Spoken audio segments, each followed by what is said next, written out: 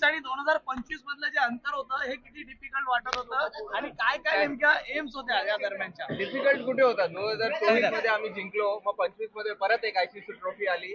मग आम्हाला माहिती होतं आम्ही चांगलं क्रिकेट खेळतोय आणि चांगलं क्रिकेट खेळणार आपण, तर आम्हीच जिंकणार असं वाटत होतं आणि चांगल्या टाइमावर पीक केलं हे टुर्नामेंट मध्ये. प्रेशर होतं का? प्रेशर होतं. प्रेशर नाही असलं तर गेम खेळायला मजा काय येणार? आईपीएल आने वाला है अब आईपीएल का देखो शेड्यूल तो बाहर आया नहीं है अभी तक, तो पता नहीं हम कब खेलेंगे, बट लेकिन बहुत एक्साइटेड है उस टूर्नामेंट के लिए.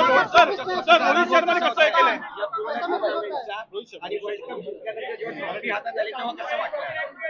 ट्रॉफी हातात आली तर चांगलं वाटलं, कारण खूप वेळ झाला होता आम्ही ट्रॉफी बघितलीच नव्हती.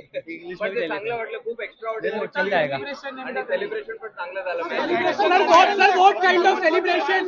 ते तर आम्ही 24 मध्ये पण केलं होतं, कारण ते काय ते स्पेशल फिलिंग असते. तेव्हा जे विचार आला, तेव्हा जे डोक्यात आलं ते आपण करतो, पण ते आम्हाला परत रिलीव्ह करायचं होतं, ते त्यामुळे ते फोटो परत इकडनं